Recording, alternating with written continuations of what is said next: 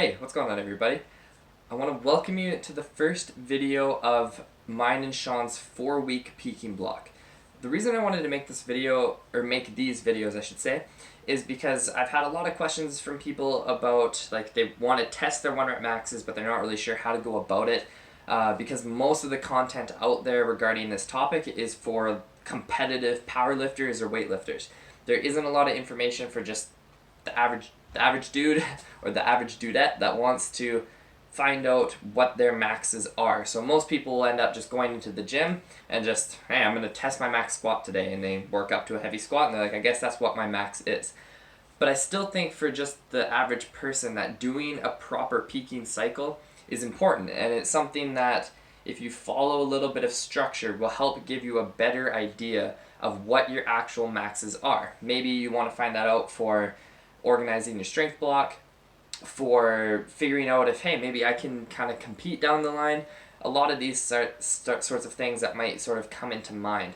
So Shaun and I have been doing a strength cycle since about the end of August, about a week left in August up until now, and then we're going to peak on the weekend of December 23rd, so right before Christmas. Now, I was going to wait until kind of after I had more content to put together into these videos to put it out, but I figured, hey, maybe some other people want to do the same thing. Maybe you guys want to follow along with us, you know, train how we're training and follow my programming for this time period, and then also test your maxes right before Christmas. It's fun to lift some heavy weight, to figure out where you're at, and then, you know, enjoy the holidays and recoup a little bit during that time. I'll record, you know, some of my food, kind of calorie, macronutrient based of what I'm doing, some of my recovery stuff, and then the programming itself, kind of the meat and potatoes of it all. So let's quickly kind of break down how this 4-week peaking block is gonna look. Now, if you are more experienced, if you're a competitive powerlifter or something of the sort, I'd recommend you don't do this, because it's going to be a little bit different for you compared to kind of more untrained average people.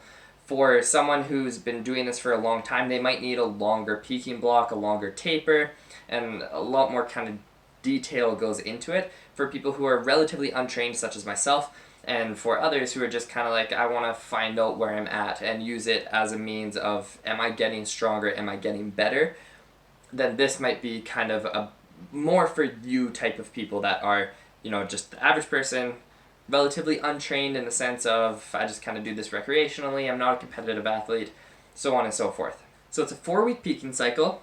The first week is kind of getting some numbers to help us base the last 3 weeks on. So like I said, me and Shaun have been doing a strength cycle. We've tested maxes before, so we could just use our old 1 rep maxes, take percentages off of those to use for the programming. I wanted to set it up so that, you know, we could have a bit better idea of what numbers to base percentages off of, and so that you guys can kind of just jump in and go ahead and do this. So week 1, what it is we're working up to a heavy but technically sound 2 rep max in each of the major lifts. For instance, on Tuesday, we worked up to a 2 rep max on bench press, and then today, which is Thursday, we worked up to a 2 rep max on squatting, and then on Saturday, we'll work up to a 2 rep max on deadlifting. I was going to wait until the end of the week to put this one out, but I figured if people are wanting to get started and follow along with us, then they can do these doubles over the weekend. You could even do them in one training session, because it's really not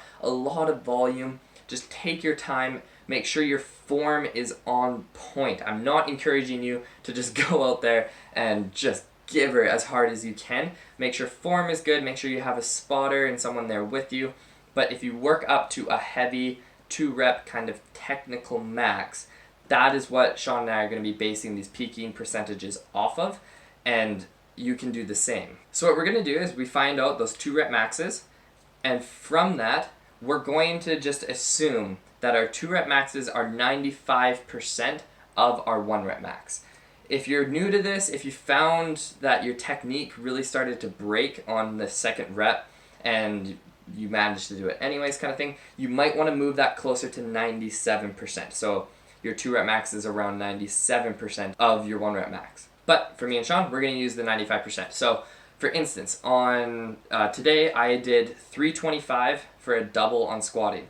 So I'm going to predict out of that my 1 rep max is 340, or that, because 325 is 95% of 340. For Shaun, he hit 335 for a double, so he's going to use 350 as his predicted 1RM and base his percentages off of that number. Now, up on the screen, this is the plan. This is what me and Shaun are going to do. This is what you can do to follow along, and let's kind of break it down really quickly. So as you can see, we've mixed around the days a little bit on this week 1. So normally, Thursday would be our bench and pull day, and Tuesday would be our squat day. But that kind of got flipped just because of other stuff going on for me this week. We've done the squat and the bench so far, as well as the pull-ups and the row that are in the bench workout. So you can see how these workouts are formatted. They're pretty low in volume, but the intensity is quite high, and it's going to follow this format for the whole 4 weeks. Now, 2 or 3 of the days that are off days, because this is only 4 days a week of training, I'm going to do a little bit of core and mobility work in the mornings, and I'll show you guys what that is, but you don't necessarily have to. I just know for me, on almost all of these lifts, especially the squat and the deadlift, my weak point is my core. So I like to keep up on that as much as I can, but also make sure that I have enough rest to recover properly to keep up with these high percentages that we're going to be working from. High specificity. This is one of the things that I notice with the average Joe or Jane often doesn't happen when testing maxes. It's kind of like I'm just going to go in and do it, and then I do a bunch of accessory work after, or my normal workout, or whatever it might be. There isn't this kind of proper peaking going up to it.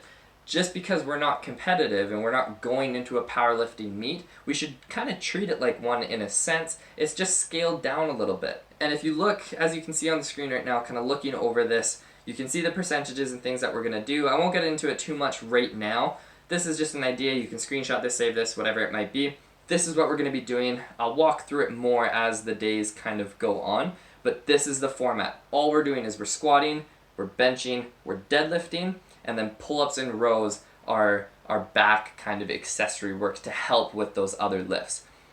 Again, a little bit of core work in the mornings, but that's pretty much it. This is what it's like when you go into a peaking block. A lot of people probably haven't done this, especially if you're doing kind of the bodybuilding style of training, or some of these online programs that have a bunch of exercises and things going on. Specificity is huge when it comes to wanting to peak properly. How I formulate my programming comes from Juggernaut Training Systems. That's the YouTube channel. They have an awesome YouTube channel, but that is the company or the people that I like to follow, because I think they're really good for not only people who are competitive, but for those of us who are kind of in the middle. We're not sedentary, we don't not do anything, like we train, but we're also not competitive level. So if you want to test out how strong you are in the big lifts, the squat, the bench, and the deadlift, please follow along. I think it'll be a lot of fun, and again, I'll have all the programming laid out. I'll kind of give some food and recovery and other stuff sort of as we go. If you want to follow along and do it kind of with us as we go, then I recommend this weekend, do those 2 rep maxes, form as perfect as possible, and have a spotter, do it safely. Whatever you hit for 2 reps, divide it by 95%, so 0.95, and that'll give you your predicted 1RM. If they were really hard, you can divide it by 0.97, and that will give you your predicted 1RM, and then you can kind of play with that range a little bit if you want. December 3rd to 9th is when Shaun and I will be doing week 2 of this peaking program. So if you want to follow along with us, then this upcoming week on Tuesday, Thursday, Saturday, Sunday, do this programming, and then you can try to keep track of how it went.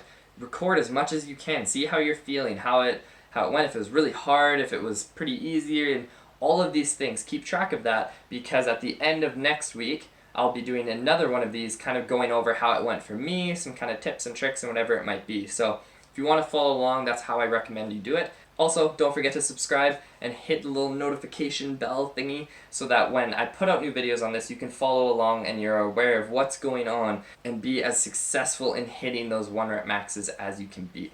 Until next time.